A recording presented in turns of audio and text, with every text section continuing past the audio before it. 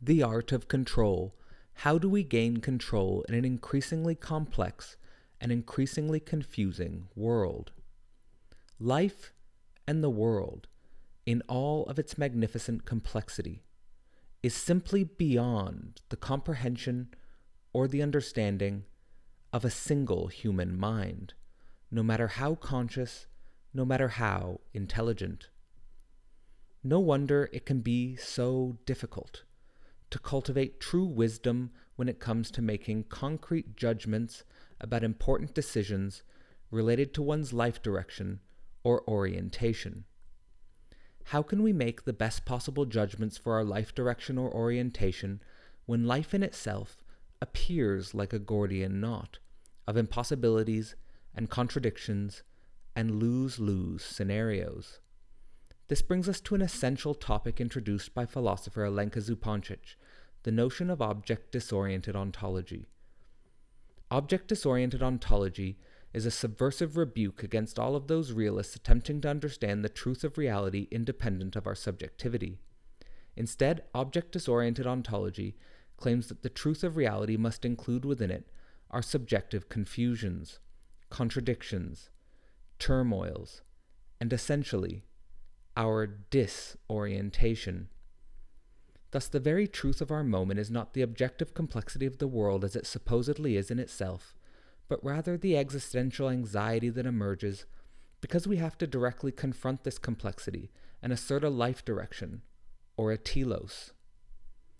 In other words, we are now confronting enormous problems generated by the fact that one cannot derive an ought, an ethical imperative, from an is, or a reality of being. One of the first methods for experimentation is that of the classical stoical differentiation between focusing on those things which I know to be in my conscious control and those things which I know are outside of my conscious control. The Stoics claim that the more we focus on this distinction, the more we realize how much of our mind is pathologized by unconscious thoughts, ideas that are out of our control and yet occupy or populate the majority of our global workspace. This creates a situation that I would refer to with a physics-inspired distinction, the unstoppable force and the immovable object. My thoughts are the unstoppable force, but the things I cannot control are the immovable object. No matter what I do, I cannot change them. The wager here is that if we want to live a life where our limited time and energy is spent well, we cannot spend it battling an immovable object, but rather cultivating our unstoppable force towards ends that are in our control. Thus, by attempting to train our minds to focus on things that are in our control, we can actively discharge or let fade away those thoughts which constantly come to mind but which serve no practical purpose.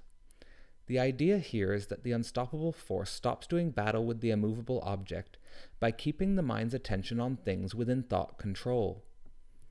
In circling around the immovable object, the unstoppable force gains the ability to transform the very conditions of possibility in which it acts, replacing the heavy weight of the immovable object with the light drive on its surface, opening new horizons that were previously experienced as impossible contradictions.